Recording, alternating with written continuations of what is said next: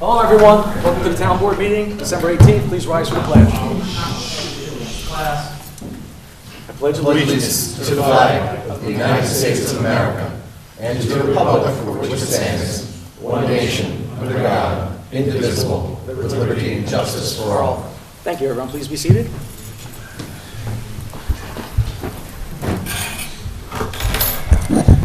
Councilmember Totino? Present. Supervisor Albrook? Here. Councilmember Foreman? Here. Councilmember Rye? Here.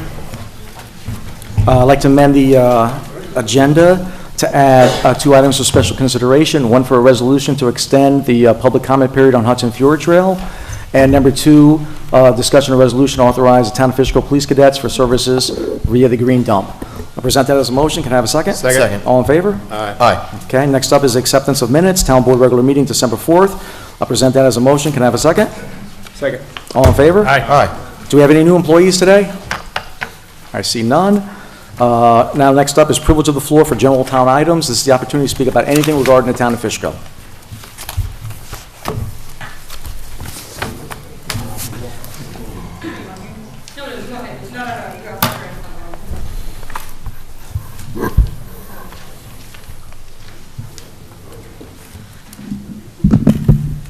Supervisor Albra, members of the Town Fishkill Board. My name is Erin Sine, and I live at 233 Route 9D.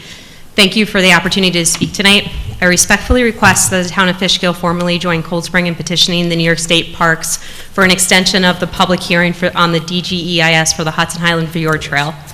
The current timeline does not give our community enough time to fully understand and address the several critical issues impacting our safety, environment, and quality of life. As we've been moving through these large documents, many key concerns have come to our attention.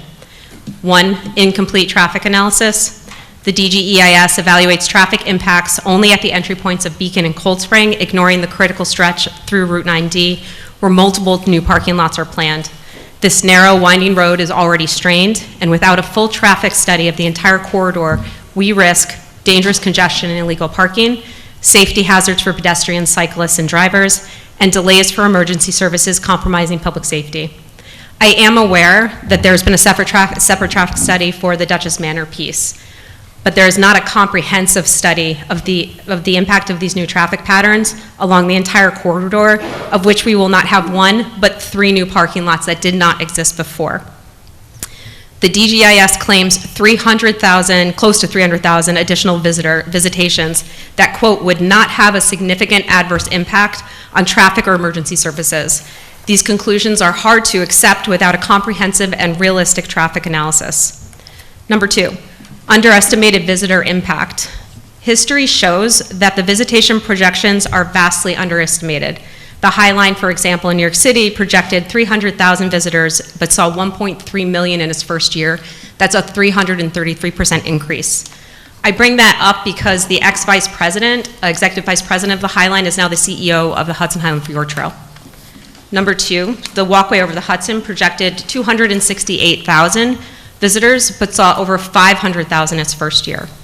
If we apply these trends, the HHFT could see 900,000 to 1.4 million visitations annually, which far exceeds the DGEIS projection of just under 700,000 visitations. 75% of these visitations will come by vehicle. Route 9D's infrastructure cannot support this level of traffic without significant planning and mitigation.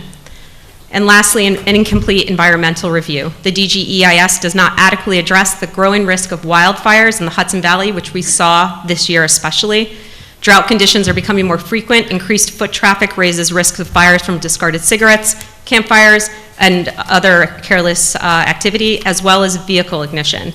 Proposed parking lots along Route 9D bring more vehicles near dry, fire-prone vegetation.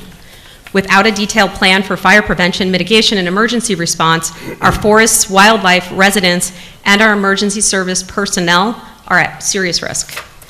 We respectfully ask the Town of Fishkill to formally request an extension of the public hearing to allow for a thorough review. This isn't about opposing the project. It's about protecting the safety, environment, and quality of life in our community. Once this park is unleashed, we will not be able to walk it back. We have one chance to get this right. Let's ensure that the Hudson Highland Fjord Trail is built in a way that is deliberate, sustainable, and respectful of our community and the environment that we cherish. Thank you for your time and commitment in safeguarding our community's interests. Thank you. Anybody else going to speak about the Hudson Fjord Trail? One second. We'll get you up this, young lady. Just My tell us who name you is are. Georgia Woodson, and I live at 22 Course Lane, and I agree with my neighbor and what she said. We're going to get it done tonight.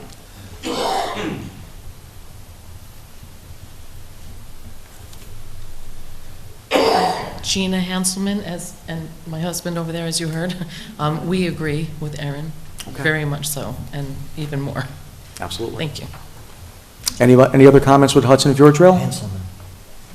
Okay, so we did have the town attorney draft an extension here. Mr. Gabbard, can you just give us a brief synopsis of what we did? Sure. Under the SEPA regulations, the it's Parks and Historic Preservation is the lead agency on this. And they were required to set a minimum time frame for review and comment on the DGEIS of 30 days plus 10 days after the close of the public hearing.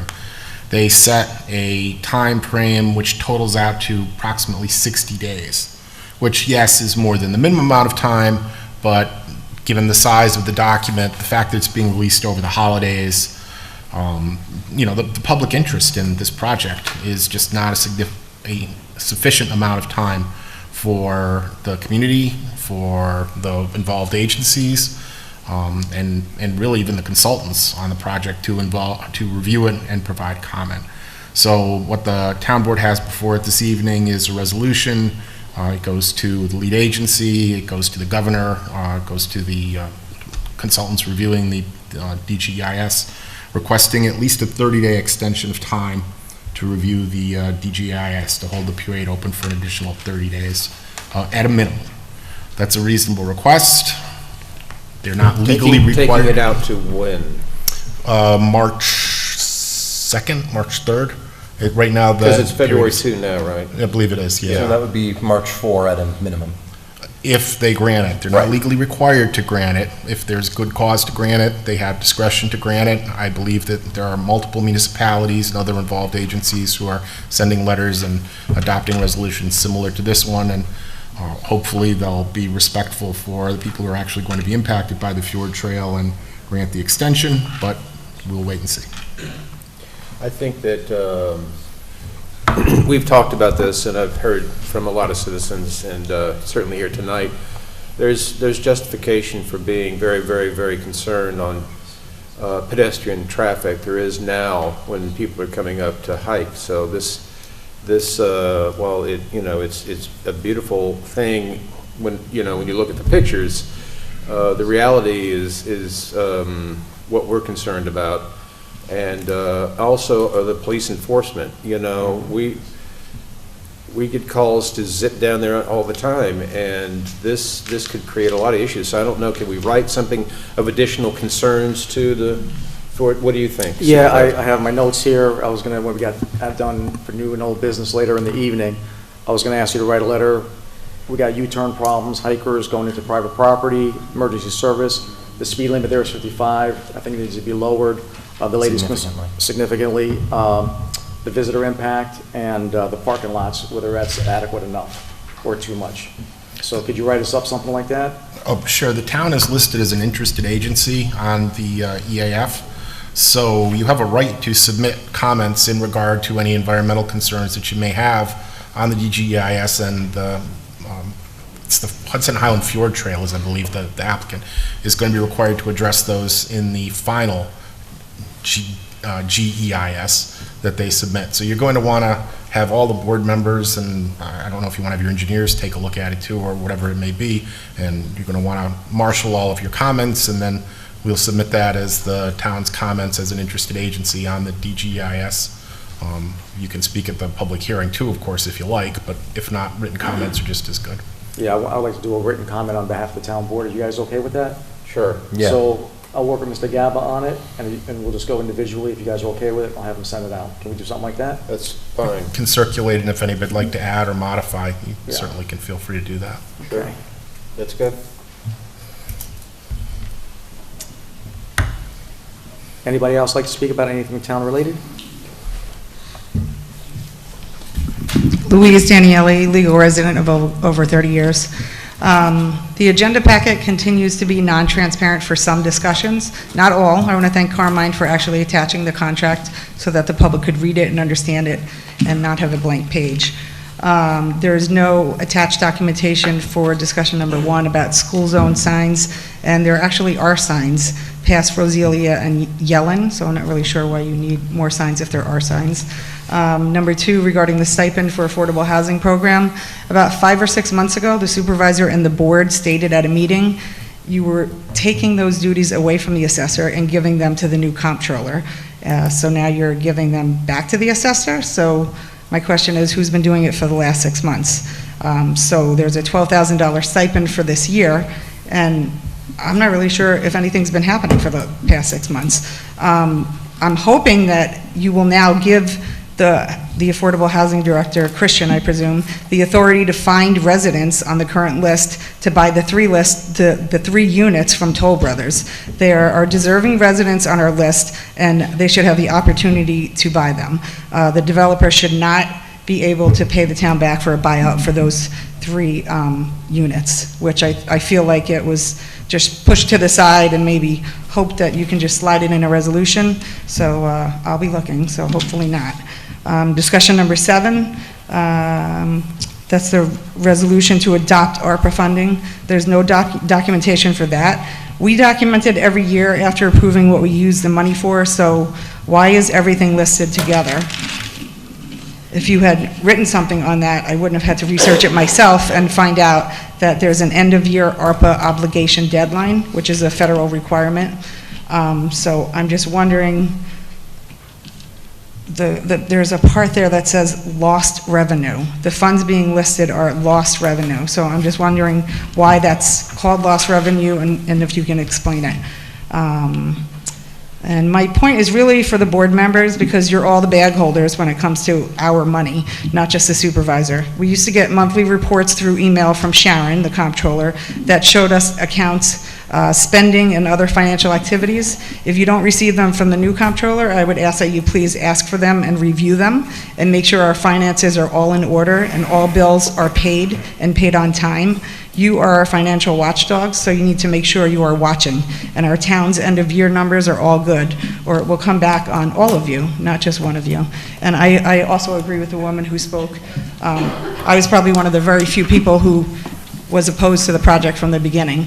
So if there's another a public hearing, I would come and voice my opinion on that as well. Thank you. Yes. The ARPA money has been broken down into the resolution, what it's being spent on. I saw the money, I saw it broken down, but I'm wondering why it's all on one thing. Like that, the money was all spent. The money was spent from 2022, 23, 24, so why is it all in one and it doesn't say the date when it was spent? Which kind of implies that you're spending the money now when... We are spending money now. Okay, all the things that you listed, almost all of them are money that has already been spent, not that you're spending now. So that's what the federal government wants. Okay, I know that when Sharon was in charge, she was very specific about documenting what we had to do. So it just... It's documented. Okay, that's great. I'm almost done with my sentence there. To me, it looks like it's questionable because why is it lost revenue? So you have everything listed, and like you said, you're right, you do have water and sewer projects, highway, park improvements, and then you have up to whatever the amount is. There's no date. Most of these things were done already. So I feel like, I don't know if it's right. So I didn't trust the person who hit the return button and almost made a really big error for a town for $55,000. So I hope you're all watching to make sure it's being done right. Thank you, ma'am. Anybody else?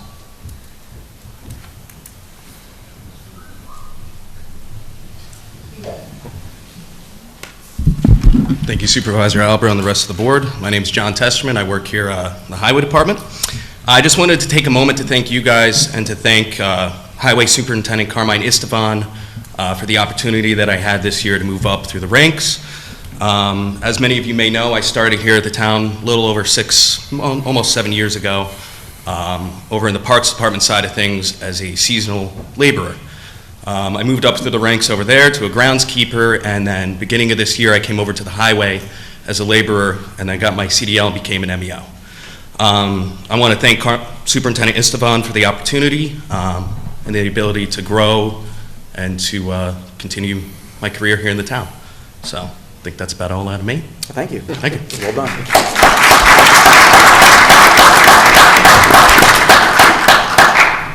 Anybody else? Okay. Next on the agenda will be liaison member reports. Who wants to go first? I need to go last. I gotta Go find Greg. something in my calendar. Only thing I'd like to say, and I know that, you know, Brian and John will probably add this as well, but since our last meeting, there has been a meeting of stakeholders here in Fishkill to discuss issues pertaining to traffic. It's a matter that everyone is concerned about. I know the supervisor, rather, will be speaking on that shortly. It was I describe it as a frank and productive meeting. There were a lot of important issues that were discussed, and definitely a lot of ideas that we'll be carrying with us into the next year. I'd like to thank the Keep Fishkill Beautiful organization for hosting that with Superintendent Isvan over at the Highway Garage, and to all of the other stakeholders and elected officials who joined us for that conversation. It was quite good, and just a happy holidays to everyone. John? I pass. Councilman Ryan? Yes. Ditto on what he said about the highway meeting. I have a couple of, updates on that. And I can talk about it a little later, but I was glad to attend that. I know it was primarily Carmine and AJ had sent out a communication about lights on 52 being a major issue for everybody right along here.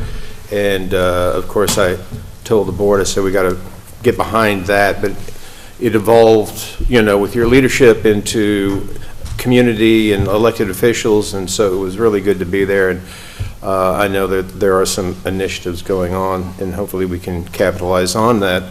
I did go to Slater Chemical Breakfast in the past 2 weeks. I did enjoy the highway traffic meeting. I did attend the IDA meeting at the Village and spoke out against a pilot for the apartment complex at 52 and Jackson. I'm into commerce, but that just makes no sense, and it didn't. It was going to deprive the village and potentially the town of absolute necessary funds. So I was glad to be there, and there were a lot of people that came and spoke against it, John, one of them. And I attended a recent breakfast with Sue Serino and Will Truitt gave an update on the recently passed county budget, and there are a lot of interesting programs that I'm going to look into and be able to report back on in time. That's it. All right, thank you, gentlemen. Carmine, Mr. Tremper, let's go back to the podium. We'll do this presentation on traffic. So I'll go first, you go second, and then you can ask him some dishwater questions. What? What's scary?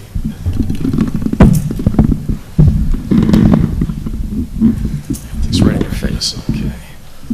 Hello, everyone. Hello, board members, residents of the town of Fishkill. Oh, man. I know, right? Okay, there we go. No one else has that problem, Oliver. Thank you. You got a lot of experience, right? Okay. All right. Welcome, everyone. I would like to take the opportunity today to update you on traffic and infrastructure developments in the town of Fishkill. Traffic is a top concern among our residents. The town has taken many actions over the last 5 years to mitigate traffic concerns and improve our infrastructure. Before I continue, traffic in the town and village is manageable unless there is an accident, construction, or the traffic light malfunction at the intersection of 84 and 52. However, more needs to be done to remediate traffic. Our number one issue involving traffic is high-density housing. As your town supervisor, I've stopped well over 1,000 units from being built in the town by enforcing our zoning laws. To affirm that traffic is a main point of contention, we have updated our comprehensive plan for the first time in 15 years. Our residents confirmed that mitigating traffic and improving and updating our infrastructure and parks were their top concerns, and we delivered. In order to address traffic challenges in a responsible manner, significant improvements were made to our highway department. We built a salt shed, a fueling station, and an additional highway garage, which was built in-house, saving taxpayer money. We also purchased a new fleet of vehicles, costing nearly $2 million. Our final step with Highway Department will be to ensure the recruitment and retention of qualified staff to keep our roadways safe and well-maintained. To achieve this, we are agreeing to a 4-year contract tonight with our highway staff. Traffic also has an impact on our police department. To handle traffic issues, the town has added a 3rd police officer from the 12 p.m. to 12 a.m. shift. In addition, we hired a dedicated traffic officer. As with our highway department, it is crucial to be able to recruit and retain qualified and talented law enforcement staff. To that end, we will be voting on a new 4-year police contract at the January 2nd town board meeting. Needless to say, improving our roads, infrastructure, and staff comes at a cost. Now that these items have been brought up to par, we are looking at a possible $40 to $80 increase in the 2026 budget. Town taxes for the average homeowner. Traffic is an expensive issue, and we all need to do what we can to avoid high-density housing that will enforce increased spending. Now I would like to update you on the current traffic issues and the efforts being made to address them. Of course, our biggest concern is the traffic light on Route 52 and at the 84 intersection. The New York State Department of Transportation has installed a new smart camera at this intersection. When this system detects close calls for automobile accidents, it extends the length of the cycle, thus causing additional unnecessary delays. Myself, Highway Superintendent Carmine Estevan, New York State Assemblyman BPAM, have been in contact with the New York State DOT to confirm they are constantly monitoring and ensure that this light is functioning properly. On Route 9D, south of the Beacon City line, we have ongoing construction in preparation for the Hudson Fjord Trail. This construction consists of moving central Hudson poles to the opposite side of the road and upgrades to the Breakneck Tunnel. Residents in that area have concerns not only about traffic, but about visitors making illegal U-turns on their private property. We have been working with the police department and trail officials to alleviate that problem. North of the Beacon-Newburgh Bridge on 9D, the town requested and received a "Do Not Block the Road" sign from New York State DOT for Cheer Party Place, in addition to our no U-turn signs that we placed on that intersection. Currently, a study is underway to sync Route 9 and 9D traffic lights, which will address the flow of traffic and determine if improvements are needed. We have been advocating for a specific northbound ramp off 84 to lead to the 9D corridor and a replacement of the overpass on the 9D over 84 bridge to the Newburgh Beacon Bridge. Heading to the Route 82 and Route 52 intersection near the Chief Nimham statue, the state has scheduled construction of a roundabout to be completed within the next 5 years. On Merritt Boulevard, we have added for the first time a traffic control device, a stop sign, and a no-through truck traffic signs in response to residents' concerns. Also on Route 52 and Wheaton Avenue, "Do Not Block the Road" signs and new striping were added to assist the residents in that area. In Glenham, we worked with the county to build a new Washington Avenue bridge. Simultaneously, we saw an opportunity for improvement in the adjoining Jean Van Pelt Park and restored it to include a new fishing deck and small boat launch. Earlier this year, the town board had 2 votes to combine the Blodgett and Water Glenham districts. Combining these districts would have given the Route 9 the water capacity for additional high-density housing. As your town supervisor, I helped to stop this from happening with the support of Councilman Totino. I've taken a proactive stance to mitigate traffic in town, not only by stopping high-density housing, but also updating the comprehensive plan and keeping a watchful eye on future projects that will affect our community. The town drafted a position paper on input from the residents to prepare for the downstate project before this was even brought up. The town has made it clear to the state that we want our traffic issues to be successfully mitigated before any approvals from the town are granted, including any school bus routes that should be paid for by the developer. I pay very close attention to the sale of properties in our town which could create an opportunity for high-density housing, and will make sure that water and sewer infrastructure will be not given to developers while you sit in traffic. Like everyone else, I share the concerns and issues which are outside my purview as town supervisor. In the city of Beacon, which is within our borders, they are working on sidewalks along Route 52. The city is also planning an access road to the high school along Route 52. As for the village of Fishkill, which is also within our borders, I hope that the recent zoning changes do not lead to any further buildings being knocked down to make way for new developments like the project on Jackson in Maine. Myself and Mayor Martin met together with the county executive, Sue Serino, to discuss the road problem on Merritt by Panera Bread, east of Route 9. We are awaiting a response to the issues we raised from the county executive. As for the future, there is a proposed waterfront project which will include a construction of the bridge over the train tracks. I will make sure this improvement is paid for by the developers, not you, the taxpayers. We have also focused on the beautification and enhancement of our roads and incorporated initiatives which residents can be proud of. 6 roads in our town have been dedicated to our military heroes from Fishkill. We have also launched a widely successful Hometown Heroes program with more than 200 banners adorning our streets. Thanks to Highway Superintendent Carmine Esteban, we have maintained the median by Walmart, cleaning it up for the first time in years. Are there other things we can do? Yes, we can lobby the state to widen Route 52 through the village. We can advocate for a bridge from Blodgett to Walmart over the creek, which is one of our previous comprehensive plans in the 60s and 70s, which would cost around $40 million of our town of Fishkill taxpayer dollars. I don't believe either option would have any support from the public. In conclusion, as your supervisor for the last 5 years, I've spearheaded major investments in highway personnel and equipment to make our department one of the premier highway departments anywhere in the Hudson Valley. Traffic is an expensive issue, which is why I've been very conservative when it comes to controlling development in our town. We must balance these issues of traffic, police, and highway staff to fulfill our obligation to the residents of Fishkill, use taxpayer funds efficiently to successfully address these traffic concerns. For the last 5 years, we have kept traffic steady, improved our infrastructure, and prepared for the future. If any resident or public advocacy group has any suggestions, please contact my office at supervisor@fishkill-ny.gov. Thank you. Carmine? I kind of feel bad for Mike standing up here, Mike, but you got my back to the right? Good evening, Supervisor Ozzie Albra, Councilman Brian Rye, John Foreman, Greg Totino. I'm here tonight to just do a quick presentation of the achievements of the highway and buildings and grounds. Job number one for the town highway department is ensuring the safety of our residents. Making sure our crew is ready and mobilized in the face of inclement weather is our top priority. This was tested after less than 2 weeks in office this past January. With a forecast of almost a foot of snow during the second week of January, I learned quickly to trust my instincts, but more importantly, trust my working supervisors and the crew. After about 20 hours of plowing, a marathon, we left the roads of Fishkill safe and passable for all to travel on. With barely time to rest, we were met with the following week for torrential historic rainfall that led to flooding throughout the town. Once again, the crew from Highway, Building and Grounds were up to the challenge, traveling the town roads to make sure storm drains, catch basins were all clear and running free, while answering the calls of the many residents suffering from flooding issues themselves. And in July, we were met with devastating weather event, a microburst devastating section of the town, taking down utility poles, large trees, causing extensive property damage to homes in Dutchess Park and Lomela. Working alongside Central Hudson, our highway department worked hard to make all areas accessible to Central Hudson in order to help facilitate restoration of electric services.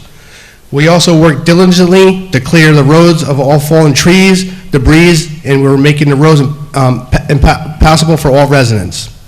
While the Building and Grounds Division worked hard in the aftermath of the devastating weather to make sure our town parks were clear and debris safe for residents to use. In April, we experienced an earthquake, breaking a pipe in the basement of the town hall. Buildings and Grounds team jumped on the flooding and saved the town of total devastation of town property. Regardless of what Mother Nature set our way, we at the Highway Department and Building and Grounds stand ready to handle it all in an efficient, safe, and expeditious manner. Our residents deserve nothing less. While emergency response is our number one job at the Highway and Building and Grounds, the upkeep and improving our town, we are also such an important and crucial aspect of what we do. We work hard to make Fishkill a hometown of which we all are proud of. We are proud of all the work we were able to accomplish this year. Our crews worked hard through the spring, summer, and fall. We made our parks among the best, if not in the county. In the entire Hudson Valley or the whole region, we installed 6 new beautiful pickleball courts and resurfaced the basketball courts at Doug Phillips Park. All this goes along well with the park's newly paved parking lot and a wonderful sensory park that was done a couple years ago. We even paved a new boat ramp at the park, giving residents access to explore the creek by kayak or canoe. With the resurfacing of the tennis courts and basketball courts at Gehring Park and the repaving and striping of the parking lot, we have made our flagship town park an even more desirable destination for residents and visitors. And thanks to the support of our efforts of Supervisor Albert and the town board, we finally have lights at Shepherd Park. Home of Fishkill Little League, the crew at the Building and Grounds worked hard alongside Musco Lighting on this project. The work that the Building and Grounds did on the project resulted in direct cost savings of the residents of Fishkill. We are bringing this year of park improvements to a close by finishing up the new fishing dock at Jean Van Pelt Park. This project was done entirely in-house, and the building and grounds crew, yet another substantial cost savings to the taxpayers. And we're way under budget on that job. And with all the work, we still found time to continue with our paving schedule of the town roads. Major paving projects were completed this year, with the completion of repaving of Old Glenham Road, as well as many other roads through Beacon Hills. We aim to perform the work with minimal disruption and inconvenience to the area residents, and I feel we accomplished this goal. Our work this year improving the town was not limited to just the parks and the paving. The long-awaited roof replacement was performed at the Fishkill Rec Center this past spring. We also oversaw the completion of the construction of an additional garage at the highway yard. We also undertook a major highway yard renovation. We worked to clear the yard of excess debris and worked hard to completely redesign and renovate the highway garage. And please come visit us anytime you wish. This has been a work in progress for most of 2024, and we are now in final stages and close to completion of the current phase of the project. Looking to the future, I can see many more projects on the horizon that need to be done. More equipment that can be obtained to make sure more efficient and highly functioning department. But make no mistake, with all the projects that I have in mind, what is at the forefront of my mind is the responsible management of the highway budget. The Highway and Building and Grounds Department oversees 45% of the town budget. This is responsibility that I do to take not lightly. I work hard to get the most value out of our budget with the goal to being able to return as much as possible back to the town reserves. It is my top priority to maintain the highest level of quality while remaining under budget. The Fishkill deserves nothing short of that effort. I am proud of all we have accomplished this year and excited for this year ahead. I thank you, Supervisor Albra, town board members, because without you, we can't make this happen, approving our budget. I also want to thank the residents of Fishkill for their support. We've had many thank you letters, residents reaching out to us, how fast we respond to disasters and down trees or mailboxes that we might have hit with the plow. That happens. And lastly, I want to thank the hardworking crew at Fishkill Highway and Buildings and Grounds. Without the effort they put in day out and day in and day out, none of this would be possible. They definitely are who keep Fishkill moving, and that's our hashtag, we keep Fishkill moving. And shout out to these guys behind me in the yellow and orange. These guys deserve a round of applause. Stand up, guys. Stand up.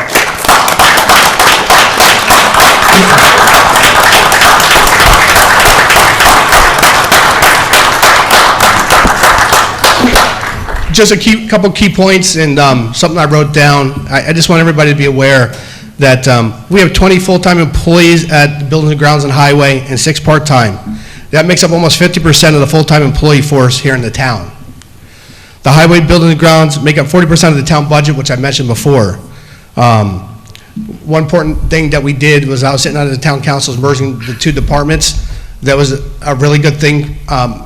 I'm very happy with that, and let me give you a couple key points. Better, more efficient mowing practice leading to cost savings to the taxpayers. Bigger pool of employees to respond to emergencies. If I have an extra 6 or 8 employees when the time snows, that's really, really important, also when trees fall. Growth opportunities within departments. We set up a growth system where you can move up. We have different ranks and growth, as you could see, and also in a union contract, we also did levels. All this being led to a better morale within the department. And also, these guys have a person that they can go to every day.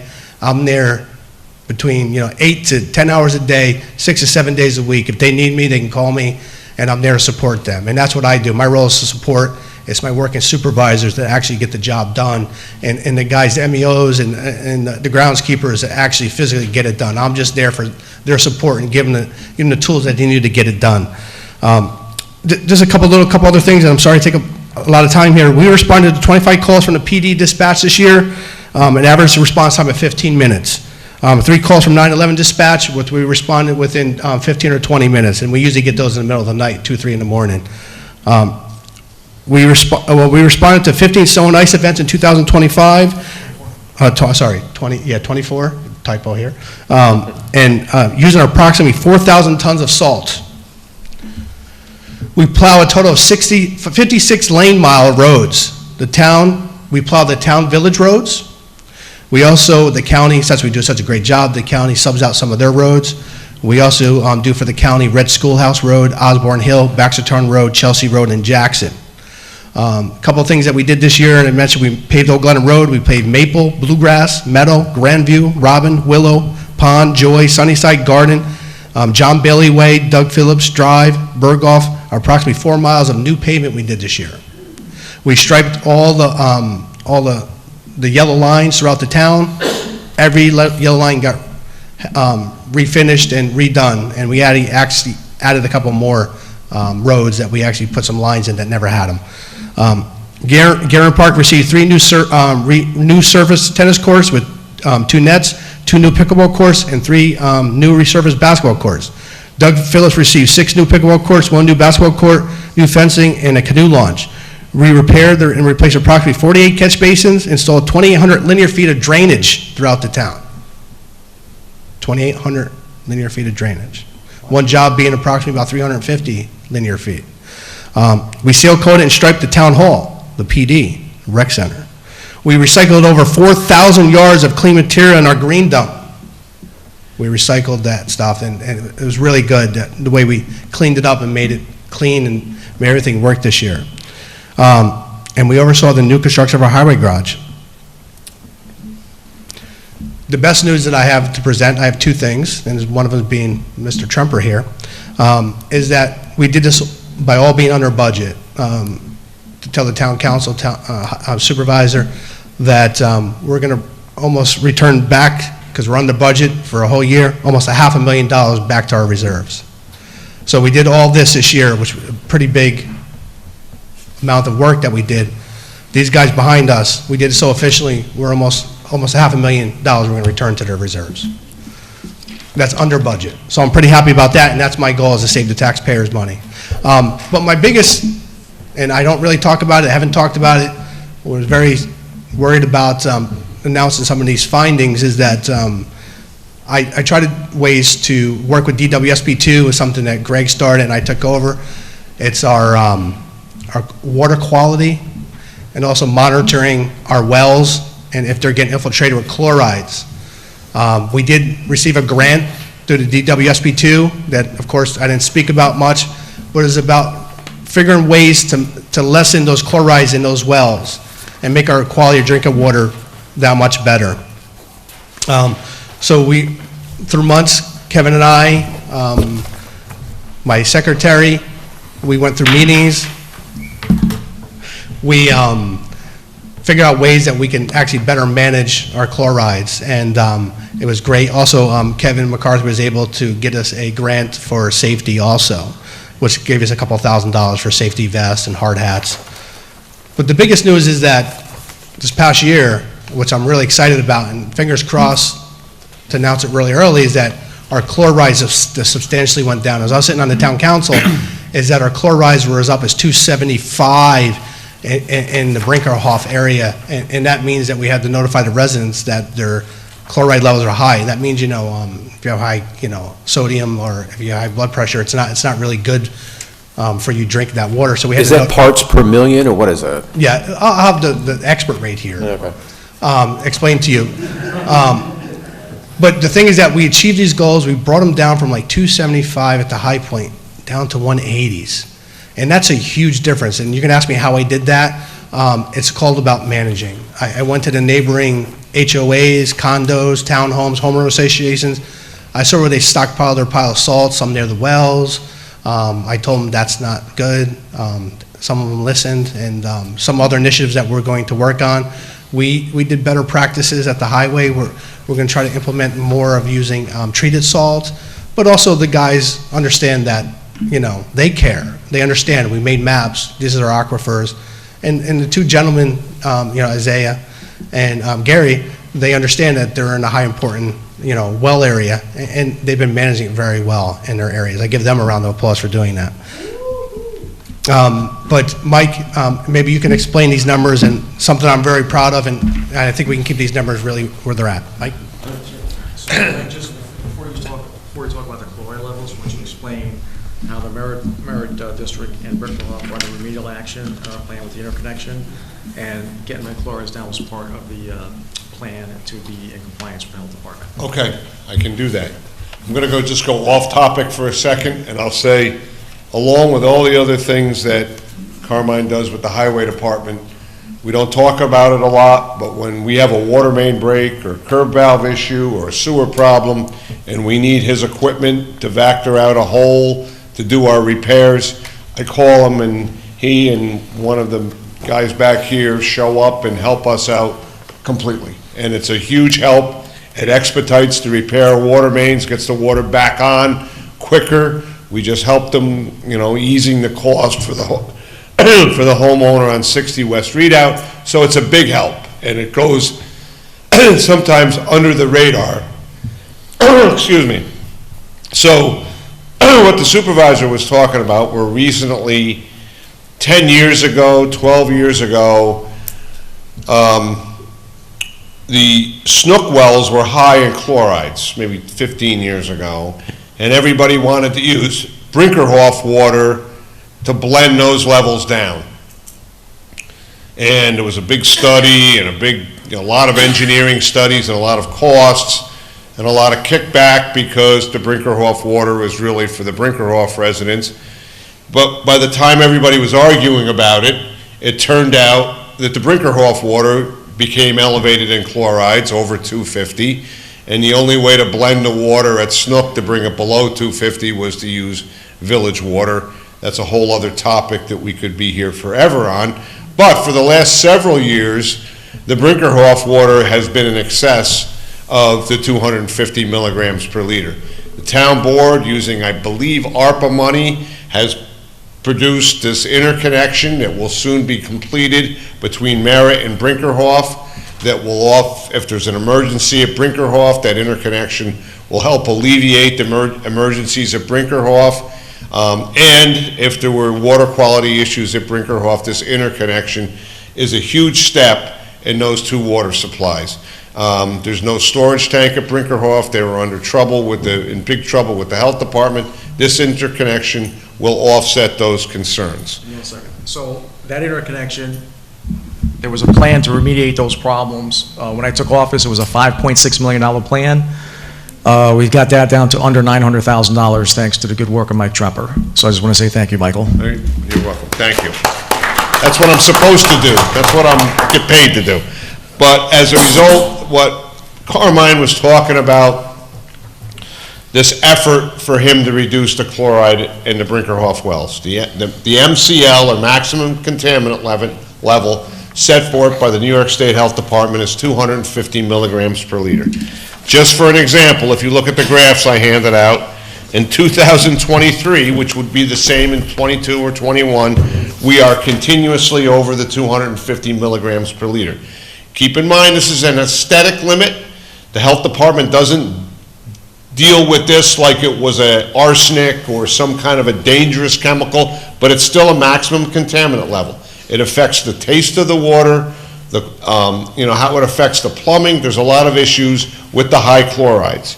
So if you look at the graph here in 2023, we're forced by the health department to take 1 or 2 samples a month from each well and a point of entry sample. The data you have in front of you is a point of entry sample. That's where it enters the distribution system.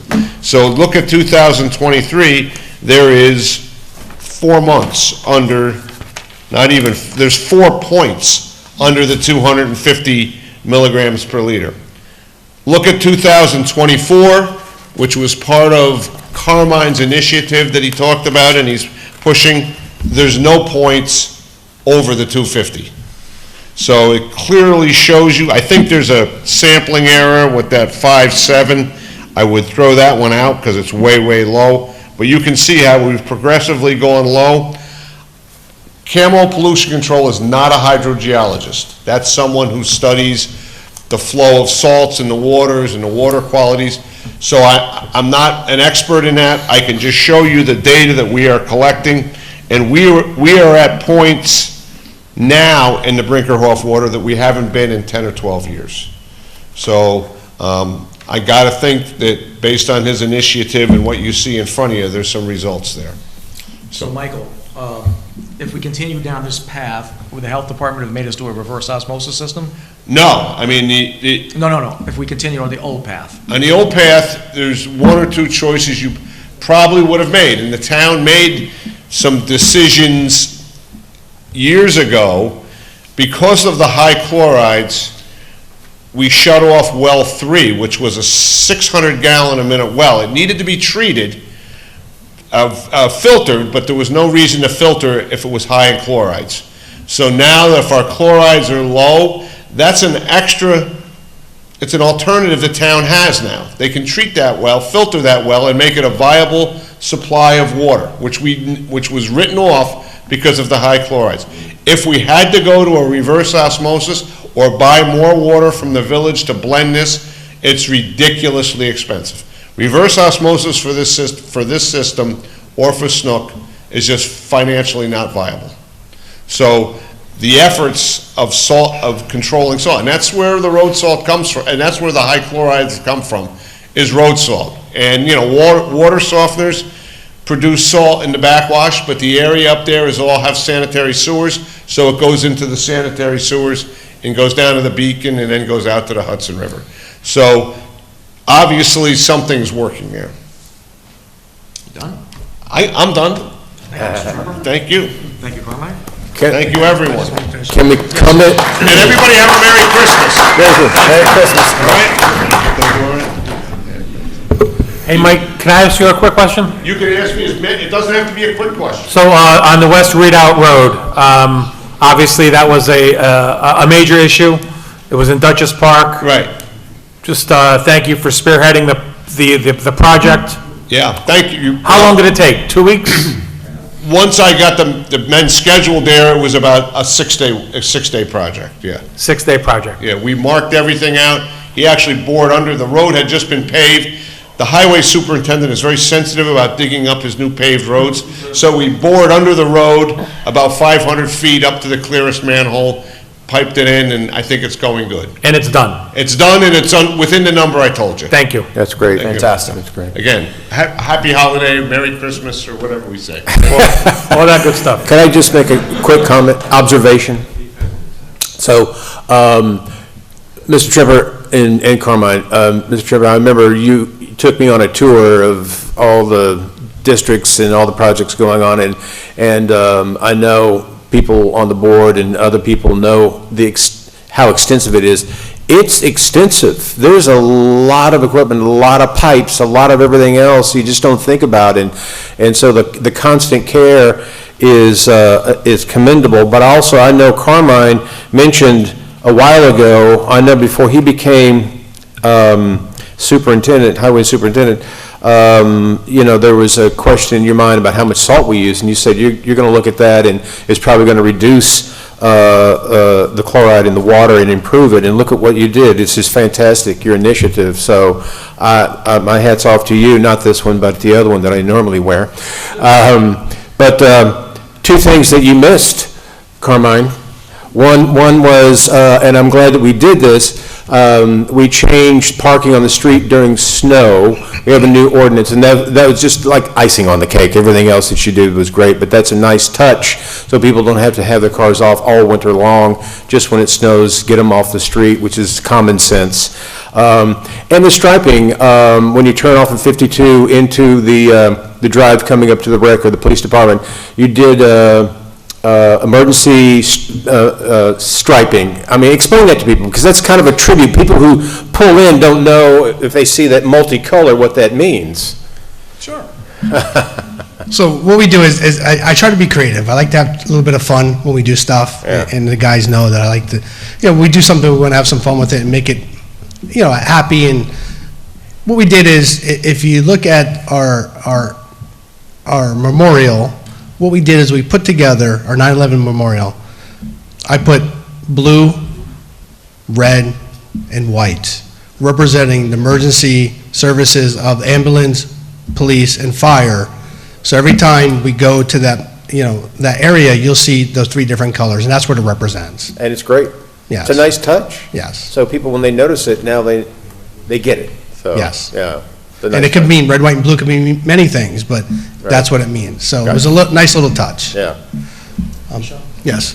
So I just want, Supervisor, Town Council, one thing that I worked hard on, almost 12 months, with our labor attorney is Julie Shaw. We sat down and a couple times a month, sometimes we did a marathon, a couple days where we spent 6 hours, just talk about the union contract. And my job is, I have 2 jobs, is to make sure we protect the taxpayers' money, but also make sure that we also take care of our employees. So we had to get a balance. So my job was to go to other towns to see what their contracts were about compared to ours, and where our guys fall under the structure of pay scale. When I see other towns paying $7 more an hour, and I know that there's a problem.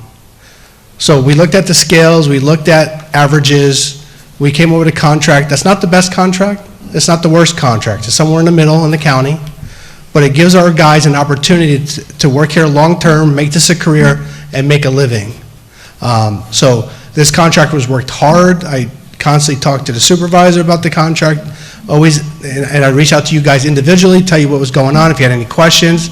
This contract was done, we all did our due diligence, and I ask you to support that contract tonight. One of the reasons why I'm here too is to present and also to help my guys with a nice contract that will give me an opportunity to teach long-term. We have a couple of shout outs. We have 2 supervisors who've been over here over 25 years. The 2 guys is John Lucarella and Brandon Knapp, 25 years plus service. Round of applause for those 2 guys, come on.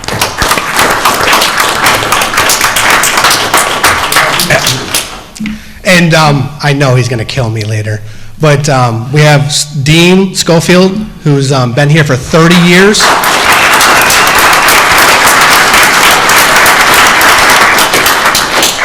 Sorry, Dean. But what I'm saying is that we have 3 working supervisors who've been here 25 years plus. Guess what? We have to start looking toward the future and start training some new blood. And we got to give new incentives. And our goal in the next couple of years is to those working supervisors to train their next man up. And that's something I'm gonna, we have to prepare for the future. Even prepare, in a couple of terms, maybe a new highway superintendent. But the thing is that we always prepare, and I'm always preparing for the next step, and that's what you get me being your highway superintendent. Please support the contract tonight. That's all I have.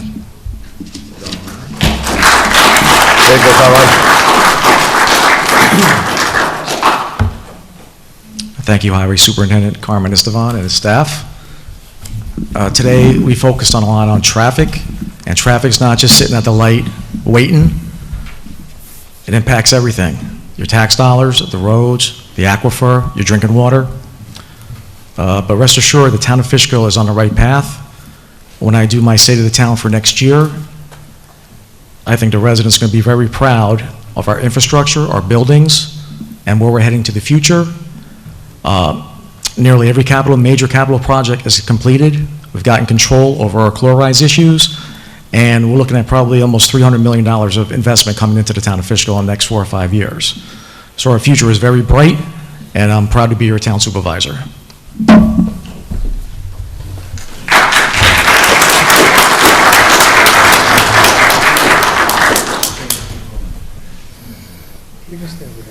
Want to stay up there?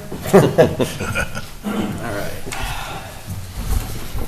First discussion item, discussion requesting the Dutchess County DOT install a school zone signs at Jackson Street. I thought you guys wanted a rumble strip. Am I wrong? Did we write that down wrong? What?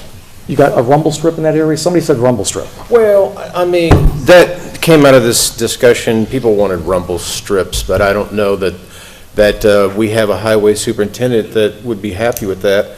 Although I said I'd like to have about 15 or 20 on Florence Avenue. coming down, I contacted DOT quite a number of months ago about stop signs up Osborne, Jackson, and Baxtertown, and for their policies and other reasons, they just would not look at that. I won't bother with the getting granular, but people do come zipping down there. We used to have a cop that was in that parking lot, at St. Mary's, and catching people coming down very fast. So at this meeting at Highway, Daniel Hughes, a newly minted trustee with the village board, who has a child going to St. Mary's School, said, well, how about a school zone sign? And she wanted to propose it as a trustee, but it's in the town, so I said, I'll do that, propose getting a school zone sign. I did talk to St. Mary's leadership about that. I gave a call, and I said, what do you guys think about this? And the comment back was, it's about time. So they're very, very interested in it. And so on that note, that's without taking too long, I think we should I think we have to write something or adopt something and get it to the county and ask them, because it's an 11-month wait list right now from what I understand, so. Yeah, my recollection is it's not the same form as the one used to request reductions in speed limit, but it's similar. So the board can adopt a resolution that the application be made to the county DOT to install it would be nice if you were more specific as to where you want the school zone signs, because they certainly ask for that with speed limit signs. So we're going to need some more particulars in order to adopt the resolution, but that would be the next step. Well, I'll reach out to Ms. Hughes to find that out, and get that to you. Is that something that if we got it to you in between now and I guess we should shoot for the second meeting in January for this. We'll ask the board members if they want to do it. Okay. Greg, do you want to do it? Yeah, I'm all in favor. I had a feeling you would. John, how do you feel about it? Sounds good. Yeah, you're good for it. So we're good for it. Okay, so you just have to get Mr. Gaba the exact location, and he'll write something up. Yeah, I'll ask, Maybe I'll Carmine work with Ms. Hughes on Go work with the that. highway superintendent. Work with Carmine on that? Sure. Okay, that's done. Number 2, discussion of resolution to adopt the 2024 stipend for affordable housing program. As a citizen asked earlier, he's been working on it all year, and he's about to hand it off to the controller. And then the other question was about the 3 affordable housing units. There will be no buyouts, so they'll get on the market. I'm okay with this. He's been doing this for more than a year, probably at least the 5 years that I've been here. Handling it, and he's never been compensated for it. And he's on the way out from doing this. The controller's going to be doing it from now on, starting in 2025. So, you okay? John, what do you think? Yeah, this is just reimbursing him. Yeah, for what he's already done, and he's going to be done at the end of the year. Got it. Okay. Brian?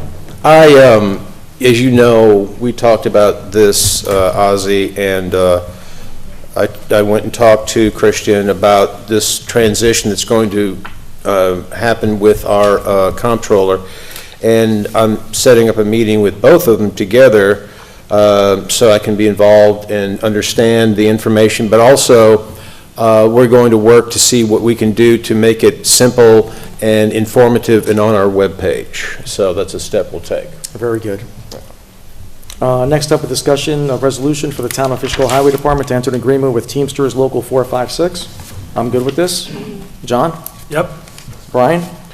Yeah, I believe I'm okay with it. I actually, I went through it, and I truly appreciate the step that was taken of the town attorney in Carmine to ask us to come over and brief us on it. And we got a good appreciation for all the hard work, but also how everybody on both sides just felt very good about it. And so obviously I feel very, very good about it. And I asked Carmine today, about our first responders that are at Highway and how this is affected, but it's in the handbook that, you Highway folk that give up your extra time to serve the town additionally as a volunteer fireman. And those, I just also commend you for that dedication. Mr. Lucarella, you're one of them, and you guys...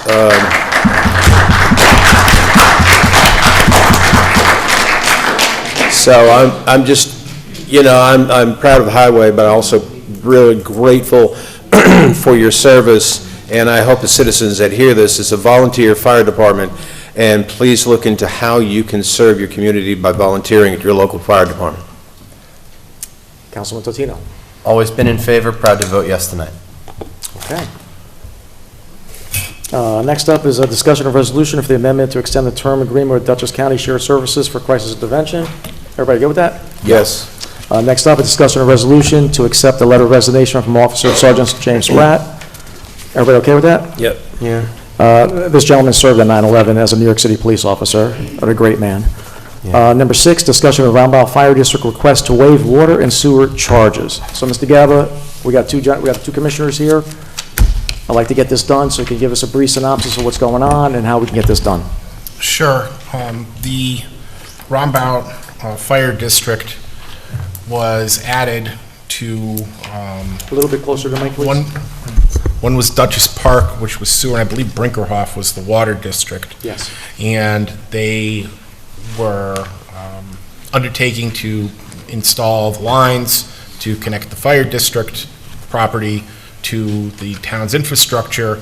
The town in that particular area is utilizing the lines to complete what we're calling the loop, which will allow for better flow of water to areas where you need a redundant system, because if one line goes out, you don't have a means otherwise to feed it.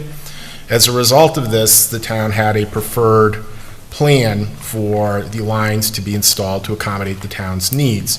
Brinkerhoff kindly accommodated the town in regard to the installation of those lines, as a result of which Brinkerhoff incurred additional expenses. It spent more than it would otherwise in hooking in. They ran a line across the Ocean State job lot property. It was an enormous undertaking to get the approvals or the easement for that. So now they're in the district, they're outside users, and they're connecting, and it so happens that as people in the district, or at least as outside users, they have costs imposed on them. And these come in the form of quarterly payments for service. Eventually, when they start using water, they're going to actually have actual water bills. And as I understand it, and the commissioners here tonight, they can speak for themselves certainly, what they're looking for is a credit against bills that they'll receive from the water districts, not real property tax or anything like that, just district charges, to the extent of the payments that they've made. Now, I have not seen the complete submission of payments. You're going to want to, I would think, go through that and make sure that it covers additional costs and not the actual costs that they would have incurred anyway. How you winnow that out, I'm not sure, but they're here and they can explain to you what exactly numerically they're looking for. You're up.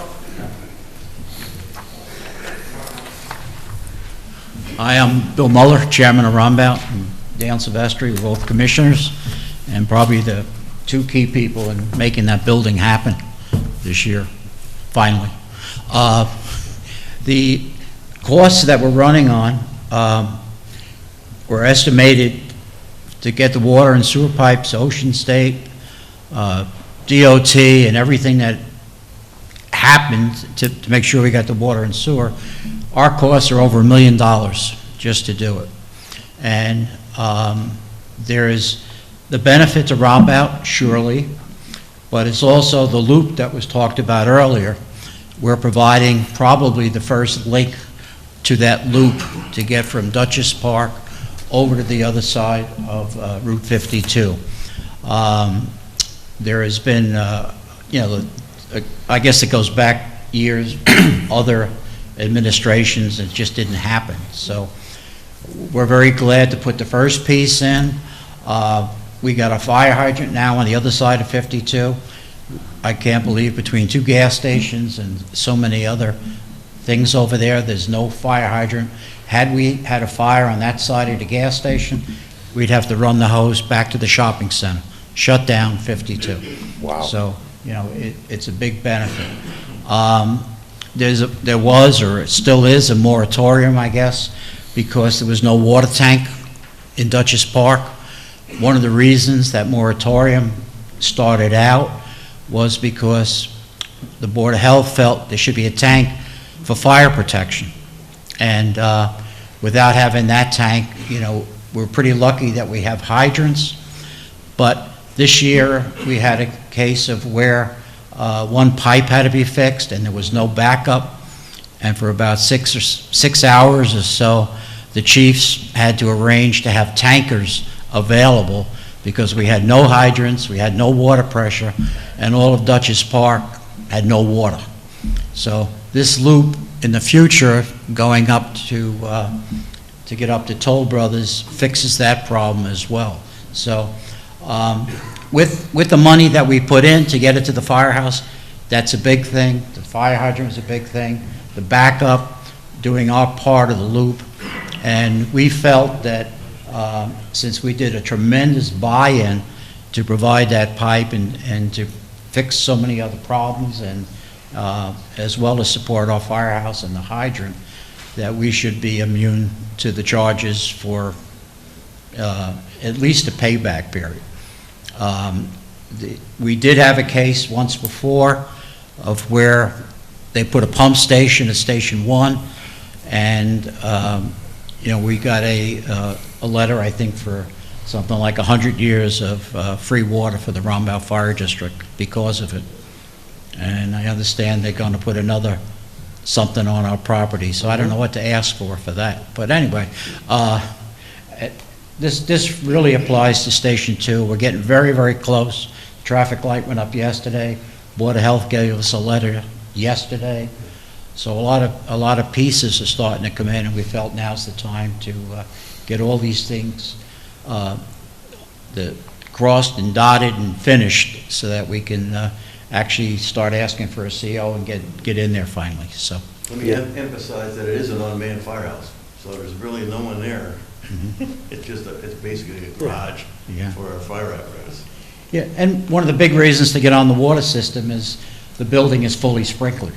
So there's a new truck coming in this year, and we have other vehicles and stuff. So the building is fully sprinklered, and because it's unmanned, that's a benefit to the taxpayers for, making sure that we don't lose the assets that we have. There's also something going on, and it's got nothing to do with the water, but there's a lot of things going on with the state talking about the future of volunteer fire services and training and a whole bunch of other things. And one of their items in there was that they didn't want anyone to sleep in a firehouse unless it had a sprinkler system. So we took into account a lot of things that people were thinking about and made that part of that building so that hopefully for the next 50 years we won't have any surprises. So, very good. So the water is where we're here, and we wanted to see if we can get a waiver on that or get it in writing, because 10 years down the road people might forget. We're going to be gone, so we want to have someone else. Yeah. Councilman? Yeah. Reminded of the old phrase that if your neighbor house is on fire, you don't argue about the cost of your garden hose. Yeah. It's particularly poignant given that you guys are literally the ones who respond if my neighbor's house is on fire. You've incurred expenses. There is a benefit to Roundabout that you've acknowledged. There is, I think, a greater principled benefit to the town in what you've done. I would certainly be in favor of determining an appropriate amount for a credit in the proper terms that should be applied in compliance with best practices, but I would, for one, be in favor of granting that. John? Mr. Gavin has worked with our attorney, and I think they came to a mutual agreement. I think it was fair, right? No, not on the amounts. We haven't. In fact, I haven't received or reviewed the proposed figures that went into that. It's about 1.2 million. We're going to have somebody look at that and decide what goes in. For example, the traffic light. You would have done the traffic light anyway. Well, the traffic light isn't in it. It may not be, I don't know, but I'm just saying that's the type of thing that we have to look at. What we did agree on was that the proper way to approach this would be a credit rather than an exemption, a credit for a fixed amount. when the board, if the board adopts a resolution approving the credit, there's going to have to be terms imposed that it's non-assignable, that in the event that you stop owning the property, the credit goes away, that type of thing. But that aside, I think we're pretty much in agreement on everything except for the amount. Yeah. We've been keeping it running total, so, and it's not done yet, because we're still doing as-built, surveying, engineering costs, and everything else, so it's ongoing, just yet. Still writing checks. So How many pages are you on? Pardon? 4 or 5 pages? More than that. There's Yeah. Yeah, so I would be in favor, once all those calculations are completed and our attorney has a chance to review, and, you know, your attorneys and our attorney are able to agree upon, you know, an appropriate amount that would be calculated, and all of the boilerplate procedural aspects are agreed, I would be in favor of granting that credit. Okay. John? Well, that's what we're asking. We just wanted to bring it up, and, you know, it's, we're getting down to the, you know, almost to the end, almost finished. We're almost getting the occupancy, certificate of occupancy, so that's a good thing. And, you know, we've been at this site since, we bought this property in 2019, so we've been active with this one. And we did try to do something on Cedar Hill for 5 years prior to that. So building a newer firehouse is now almost a 10-year project, and God, we can't wait to get to the end of it. So, You guys have done a great job. Yeah, it's beautiful. thank you. I'd be in favor, you know, as well, whatever we can do, all of our fire districts, you know, so no problem. Okay. Thank you, gentlemen. Thank I you, think the Commissioner. one thing with the town is fire district, I mean, for everything that we've done, it kept coming up that we're a developer. And we're not a resident, we're not a commercial, and we sure as hell ain't going anywhere like a developer. But there doesn't seem to be any code to treat fire districts or anybody else. So you know, if Glenham wanted to build a building, they'd go through the same stuff. So I don't know. Do other municipalities have a carve-out for fire departments? Do you know of? Have you ever heard of that? There are different procedures as far as other municipalities asking for land use approvals in a host municipality. But that didn't happen here, and it's a long story. You really don't want to Gotcha. get into it. Yeah, the water sewer thing. Yeah, water and sewer is the issue. What's the problem? Right. Exactly. Not anything else, but- Well, Commissioners, have a happy Merry Christmas. Merry Christmas. You as well, thank you. Thank you. Thank Merry you. Christmas. Merry Christmas. Appreciate your Thank hard you. work. Why didn't everybody else dress up like John and, What's that? Hold on a second. I got my snowman tie on. Thank you, Mr. Silvestri, for pointing that out. That's all right. It's a green screen. I don't often wear a tie, so thank you for recognizing. thanks, Mike. Well done. Okay. So Becky, just close this out. We'll just have a resolution when it's ready. Next up, the discussion of resolution to adopt the ARPA funding. We have to do this by the end of the year. It's all delineated, the $2.2 million that we received and what's it being allocated for. We're good with that? Yep. And again, this is a federal reporting requirement? Yes. Okay. Last discussion item is discussion of property maintenance law regarding Van Wyck Lake Road and the intersection of Route 5282, the old Cube Smart property. Mr. Gabba, the Van Wyck Lake Road property, we knocked down that house a year ago or 2 years ago, and there's about 15 cars there that we need to clean out. Can we have something ready for the second January meeting? Can we move? I want to move on both these things. I believe that the building inspector needs to at least prepare a report before you undertake that. I think for the second January meeting, he should be able to get that done, but we'll have to check with Joel. Okay, can you send me an email along with Joel explaining what he needs to do? Sure. Can we do that tomorrow? If Just not an email tomorrow, saying. Friday. You know what I mean? Yes, Let him know what he needs to have done by a certain date so we can have this done at the second meeting in January. will do. And the other Route 5282 project, the old abandoned Cube Smart property by the statue, I'm just getting tired of just waiting for somebody to develop it. I want to move on that too. What's wrong with that property? There's like a foundation sitting there and a fence around the property, and there's weeds growing like crazy, and it's a clear eyesore. Is the job trailer still there? I'm sorry? I think we got, I don't know, I can't remember. I would think so. That one's a little bit more, but I would think so. Did we give them a time limit? We gave them a big time limit, and they were supposed to go out to financing, now I guess they're selling the property. I really don't know details, but it's owned by a bank. Yeah. And if we tell the bank that we're gonna put $100,000 of fill there to cover it up, and maybe they'll take some action. That sounds reasonable. Yeah. So both those things, told Joel I'd like to get, I wanna move on it in the second January meeting. I'll copy on the emails. Thank you, sir. Okay, next up is privilege of the floor, agenda items. So what's discussed on the agenda today, you can speak about. Sir? Good evening, Supervisor Albra, board members. My name is Louis Picani. I'm the President and Principal Officer of Teamsters Local 456. First and foremost, I want to thank and commend the Teamsters Local 456 members who work for the town of Fishkill for all your hard work and dedication to this town. You only heard tonight a fraction of what they do. Carmine touched base on all the important things that were in the limelight, but every day they're out there serving the residents of the town of Fishkill. The professionalism and commitment of these employees shows in every inch of this town. We, the Teamsters, are extremely proud to represent them. I want to thank our negotiating team, as well as the Highway Superintendent, Istvan, the Town Attorney, Julie Shaw, and Kevin McCarthy, who negotiated a fair agreement for the residents, as well as the employees.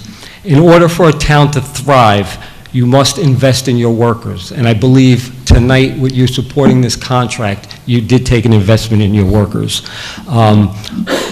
Carmine made a comment, it's not the best contract, it's not the worst contract. It is a very good contract. Some of the contracts around Dutchess County are poor because we had superintendents and supervisors who just did not want to support a union and did not want to treat their workers fairly. Again, when we came in, we saw a lot of support for your workers, and it shows. You have such professionalism here. They could go anywhere and work. Any municipality, even in private industry, which we represent, would hire any one of these. So don't encourage that. Well, you did something tonight, hopefully, to keep them here. That's right. Because they really work hard. They take pride in what they do. And again, we want to continue to have a harmonious relationship with you. I think we started off on a good foot, and again, I appreciate everything you did to support this contract, these hard-working men, and hopefully some women soon coming on board. But on that note, I want to wish everybody a happy holiday and a Merry Christmas, and thank you. Thank you, sir. Thank you.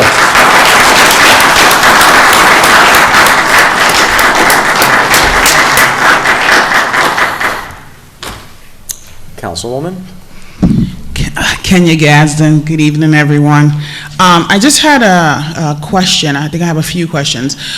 So as it relates to the affordable housing, if Christian is going to get paid, which I think he should, the question for me is, why isn't Christian staying to man an area that he's very knowledgeable in? That's one of my questions, and it could be his own personal reason, but I'm confused as to why somebody who's very fairly new at this is going to be taking it over. The second thing that I have to ask is, I've asked like more than 6 months ago to please post the process on the website on how to apply for these apartments, and that still has not happened. And so through my own research, I may be wrong, but there is about 13 people on that list. It's either 12 or 13 confirmed. And so therefore, those people, again, there's no process. So if Christian either has to call these people and say, we have this and that on file, are you interested, are you eligible, whatever the process is, it's already 6 months down the line, so I'm not really understanding why this is not happening. Some of those people on the list I'm familiar with and I know, and so nobody's contacted them. So what do I need to do to get the process placed on the TV so that people who are interested in it and can determine whether or not, based on whatever the process is, on how they can become eligible, because that's a challenge. Christian, can you give us a second and tell us how it works now? Just identify who you are. And I just said earlier in the meeting that I'm working with Christian and the comptroller on, we'll be gathering that information and putting it on the webpage. You did. Excuse me, Christian. So I asked 6 months ago in English, and I'm asking again tonight in English, because the reality is that everybody up there and everybody at home knows that we're in the middle of a housing crisis. So the fact that we have housing that possibly 12 to 13 people can apply for, and some of them may qualify for, and they still haven't got it in 6 months, I don't really know. Like, what you're saying to me really is just like fluff. Thank you. Okay, well, that's In English, it's something that I look forward to. Christian, you have the floor. Because nobody really had an initiative to do this, and I'm glad to do it and work with Christian on that. Mr. Harkins? Yeah, well, we do have people who are, have applied. They're on the list now if people want to buy. There are actually added a person today, so that we're probably up to about 14 or 15 people. The issue is we don't have any affordable units for these people. And we don't have any available units for these people. So even though we have 15 people who applied and asked for it, none of the housing has come available. So we do have one unit that has been available on Avionis, but none of the people on the list wanted it. They've all been asked, and they all said no. So I had a woman apply recently, and I believe she's going to take it. I do have the 3 units from Toll Brothers. They've contacted me, wanted to know about the process and what we're going to do. So I explained to them what's going to happen. They're going to have their people get back to me and when they're ready to go. But I believe Toll Brothers is pretty close to ready to have 3 more units to come on for affordable housing. At that time, we'll go down the list one at a time and call the people and see who's interested. So. Councilman Foreman has a question. Thank you for being here. Can you tell us how many units there are out there that are available? I think, well, we're 41, I think if we add the 3 from Toll, I think we'll be at 44. So there's again, 44 available units. No, 44 in the program. They're in the program. But those are already owned and occupied by someone. The only time they become available. How many available? Right, there's none available right now. None available. There's one available, and Zero. I believe the woman who's going to take it was in today. I approved her today, and she said that she's ready to go, and she wants the unit, and the person who's selling it wants to sell it badly, so I believe she's going to be the ultimate buyer. She's ready to go into contract, is So what we I'm have told. 44 affordable housing units in the town of Fishkill. I believe that's the number. When we add the 3 from Toll, because those were Yes. supposed to be bought out, but we're not going to do that now. not gonna buy it I out. believe we'll be at 44. And then you're talking, we have Rocky Glen, and then we have Horizons for affordable housing also in the town of Fishkill? Right, but those aren't nothing available. administered by me. We don't, so we don't have any rentals, we only have home ownership. Not since the Jehovah's bought us out, no, we don't have any rentals. Exactly. So- Do you know of any municipality that has as many affordable housing units as Fishkill? Not really, I don't know of anyone that really has this program. I mean, this was a Fishkill, this is an organic program to Fishkill. We came up with this, actually, even before I got here, in 2007, they came up with this plan. So so the town of Fishkill in general has helped 44 families that otherwise would not have been helped. Right, I know I'm the assessor of Wappingers, obviously, and we have none that the town administers, and I only know of really 2 units that are administered as affordable housing that I can think of in the town of Wappinger. So the town of Fishkill is So- doing pretty good with this. Well, I think we're way ahead of the curve from other Absolutely. towns, yes. Thank you, Mr. Harkins. You're welcome. So I just want to say thank you, right? So whoever decided to take the 3 Toll Brothers, whether it was a group effort or one, and bring them back onto the needs list, I appreciate that motion. Because again, like I'm following this and I can only follow from the outside. Unfortunately, I can't follow from the inside. And so I follow from the outside is actually producing accurate information. So I just want to say thank you to whoever did that. Councilwoman Daniele. I'm a little confused as to what Christian said, because those 3 houses, the housing units were available previously, but it makes it sound like they're just becoming available now, but it's been 6 months. You can roll your eyes all you want, Supervisor. I know they don't turn the camera so everybody can see at home, but when I'm done talking, then you can like talk over me and do whatever you want. But so the 3 houses, the 3 units that were available, now all of a sudden are on the market, but they should have been 6 months ago. But I'm very glad to see that they're going to be available to people who actually fit the need for it, like you and I have discussed, so that's a good thing. It's unfortunate that you're not going to be able to actually continue that, because I think that you're doing a good idea. Okay. Are we done? I was talking to the councilman, I'm sorry. Yeah, I know, thank you. I had a question about the fire district water money. So it's my district, so I understand that if you didn't get this, whatever we're calling it. Credit, I'd be paying for it anyway, right? You have paid so far to build that building. Right, so And you will be paying for the next 30-plus years probably, right. 28 years left. You paid for 2 already. Yeah, so the water is, either way, is coming out of my pocket. What we're looking for is to make sure that we are not not charge for the water for the next 40, 50, 60 years. Because we don't know, in the status of water, how many times did water come up tonight, what the rules might be, what the changes might be. And we felt that after dropping, over $1 million to build that thing, we should have a built-up credit. I'm not disagreeing with you, because to me, I feel like it's a circle. So, one way or another. You're paying either way. I'm paying for it. Yes. Yeah, Dutchess that's what Park. I'm saying. Yeah. Well, I don't want to pay twice either. I have paid twice when Bob Lacola was, but I don't want to do that again. So, but I want to thank you for everything you guys have done. It looks beautiful. I don't know how much it really costs. Might have been a little secret, so whatever, I'll be paying that. No, but I don't know. And the fire truck that's coming, I didn't know, but that's great to have a fire truck that's going in there. Fire trucks take 2 to 3 years. Yep, a couple years to build. Yep. Yeah, we appreciate. Nothing's fast. Yeah, no, we appreciate all your efforts. I know that one of the board members before praised the highway department. I do also for everything they do.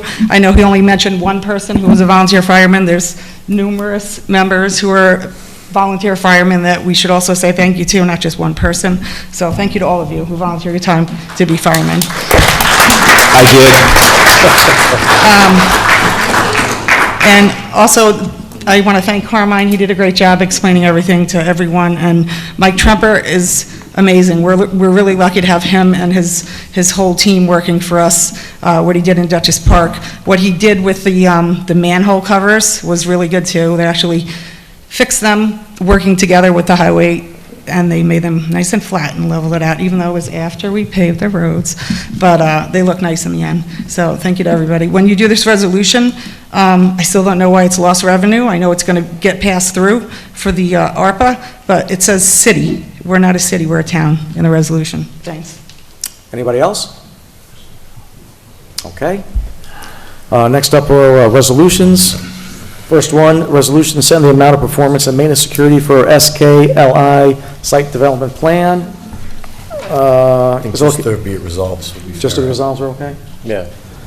Whereas the town engineer and consultant CPL has reported the proposed amount of performance security, the amount of maintenance security should be at $18,550, and therefore be resolved as follows. The town board hereby sets the amount of set performance security at $22,740, and that the town board here sets the amount of the maintenance security at $18,550. And number 3, that pursuant to the town code 150-97-D, the performance security and maintenance security shall be posted in the form of a cash deposit, the assignment of a bank account, or the posting of a letter of credit in a form acceptable to the town attorney. Is that accurate? With the form of letter of credit? Yeah, letter of credit is what you don't do is accept bonds. That's it, the bond. Thank So, you. bank account is acceptable posting of letter of credit or cash deposit. The bond, okay, That's the that way it's came up supposed to before. be. I present that as a motion. Can I have a second? Second. All in favor? Aye. Next up is a stipend for the Affordable Housing Program, ID number 9701. Now therefore be resolved that the town shall compensate Christian Harkins at a rate of $12,000 for the calendar year of 2024 to be paid as a stipend from the Affordable Housing Trust Fund. I'll present that as a motion. Can I have a second? Second. All in favor? Aye. Next up is the amendment extending the term agreement with the shared service program with the county, ID 9706. So whereas in 2017, the governor of the state of New York and members of the state legislature enacted a state budget, including a provision that mandated the county executive lead a panel comprised of all city, town, and village executives in the creation of a countywide shared service property tax savings plan.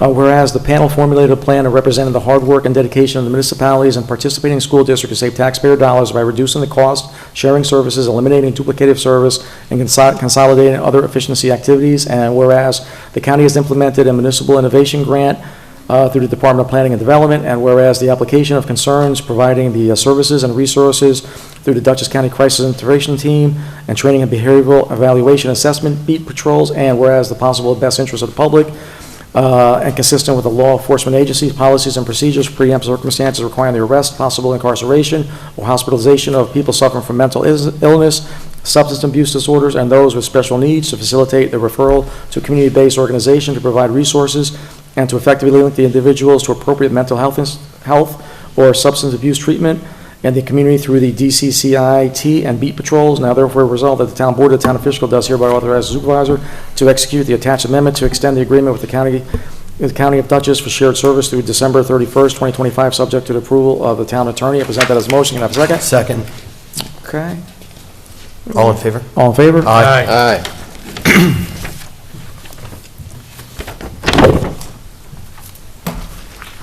Okay. We're going to skip this one, or we're going to read it? To the Town Board of Fishkill from Ozzy Albra, meeting date December 18th, 2024. Subject, resolution to ratify a collective bargaining agreement, Town of Fishkill and Teamsters Local 456, resolution ID number 9701.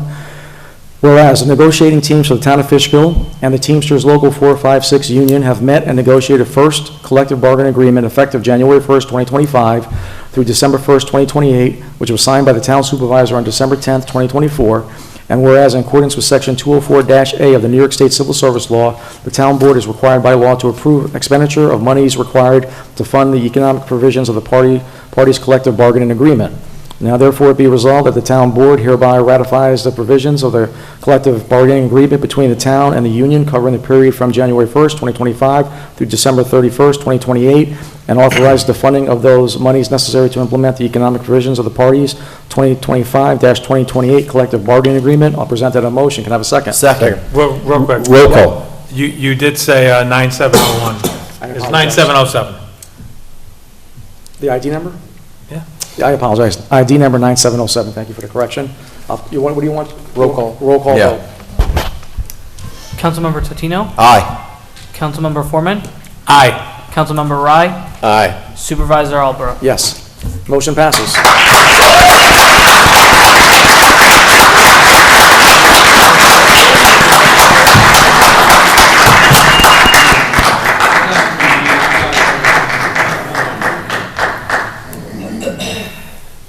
Next up, resolution to accept the letter of resignation from Police Sergeant James Spratt. Further resolved, the town supervisor has authorized designee and are hereby authorized to take any all actions necessary to carry out the provisions of this resolution. I present that as a motion. Can I have a second? Second. All in favor? Aye. Okay. Thank you, Sergeant.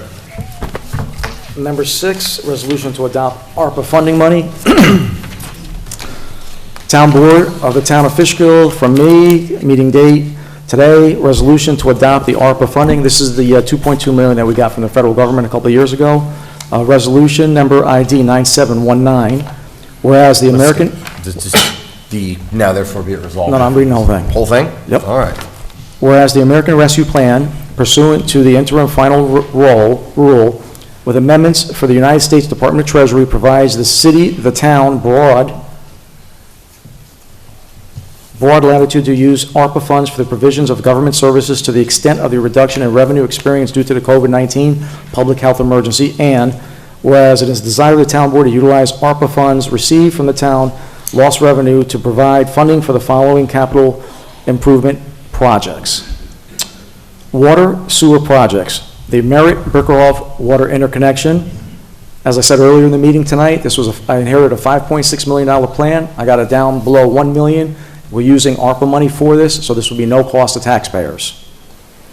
Roundabout water meter vault. This is located between in the area between the Fishkill Correctional and the Beacon High School. The thing would flood. It would be one of those, you would have to go downstairs into the ground to read the water meter. We took care of that. The next one was across the street. We removed the Hudson View storage tank.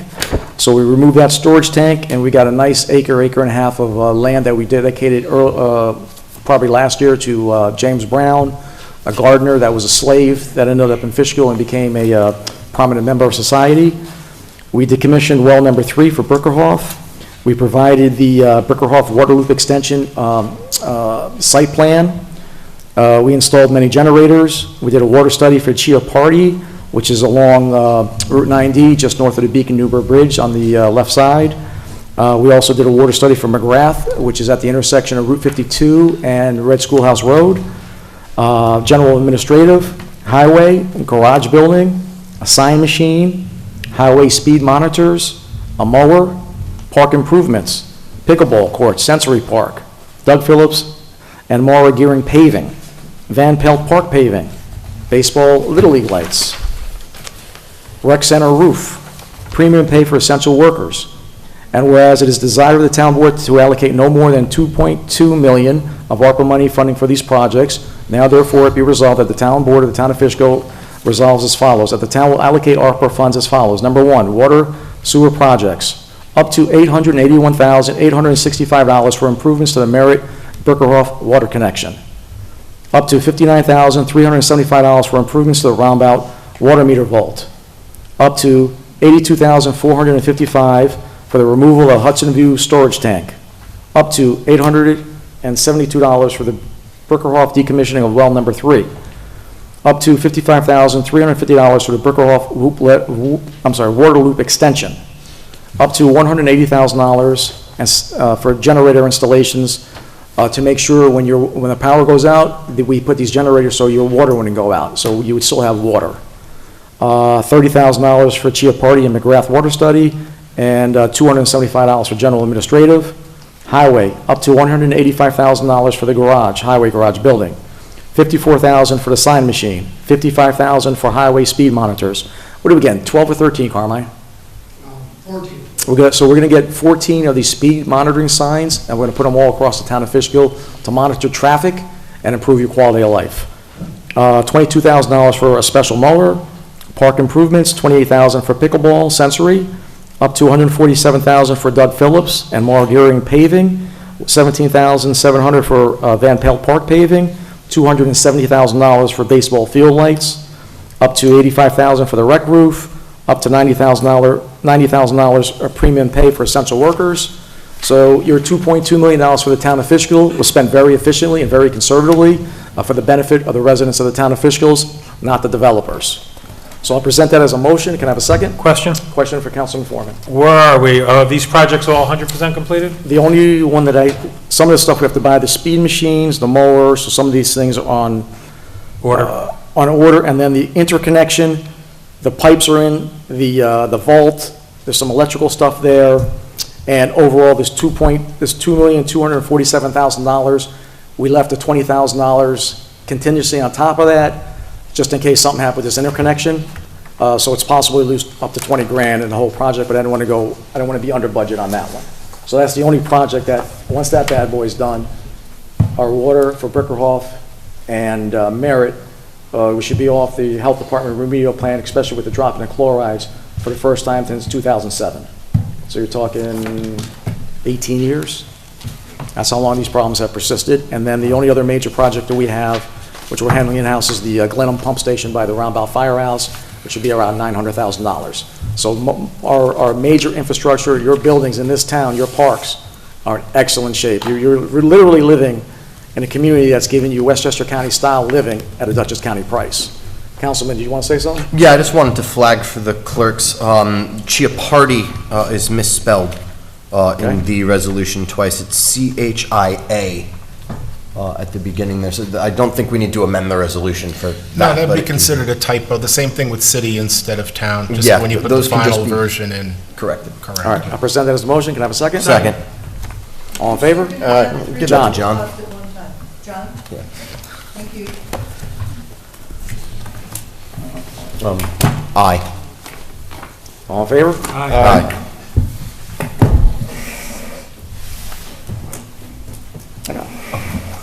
Thank you. So we have two items for special consideration. One, the two ladies spoke about the extending the comment period on the Hudson Highlands Trail. Now therefore it be resolved. This is a discussion item and a resolution. You want to discuss it or just want to vote on it? No, let's vote on it. Okay. Yeah.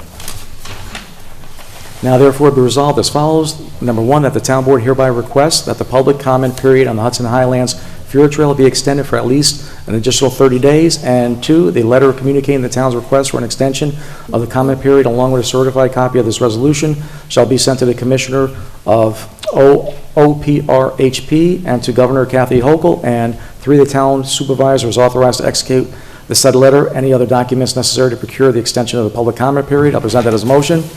Can I have a second? Second. Mr. Gabby, you have a copy of this? Yes. Can you execute it?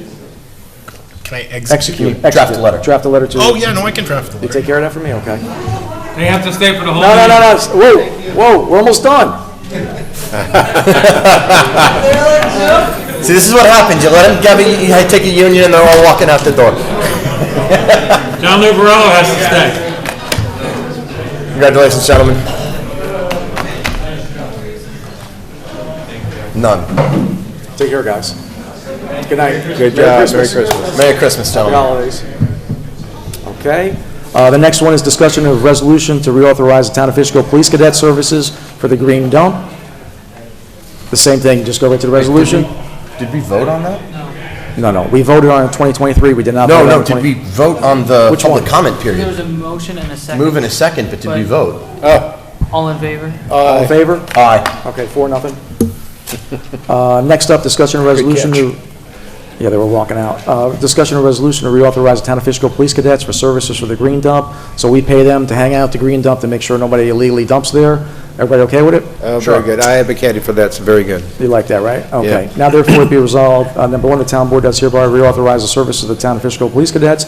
And number two, that the town board authorize the supervisor to approve the services of the Town of Fishkill Police Cadets regarding the green dump. I'll present that as a motion. Can I have a second? Second. All in favor? Aye.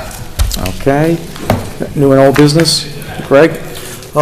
Happy holidays, Merry Christmas, Happy New Year. We'll see you in 2025. John? I think I know the answer, but I just want to make sure for the record, our liability insurance, which expires 1/1, We got an extension to the second. we're going to vote on the second? Yeah. Okay. Why? We talked a lot about the highway meeting on Saturday for traffic, et cetera, but I just want to make sure that we thank Keep Fishkill Beautiful for helping to facilitate it. This Sunday is going to be Rombout breakfast, so please go to Rombout Fire Department for their wonderful breakfast, and Merry Christmas. Okay, all I have is the Town of Fishkill is going to go into its third year of the Hometown Hero Banner program. Third year is going to be the final year. If you live in Fishkill or served in the military and live in Fishkill, please stop by the town supervisor's office or the town clerk's office to get an application, or you can send me an email at supervisor-ny.gov. If you can't remember that, go to the Town of Fishkill website and look for my email address, and you can contact me this way. It's going to be the last year that we do this because 2025 will be the third and final, and then going into 2026, we're going to be celebrating the 250th anniversary of the Declaration of Independence, and we're going to be focusing on that. I wish everybody happy holidays. And God bless America, and our next town board meeting will be January 2nd. Thursday night. Thursday. Make a motion to adjourn, can I have a second? Second. All in favor? Aye. God bless. Merry Christmas. Merry Christmas. So, speaking of the 250.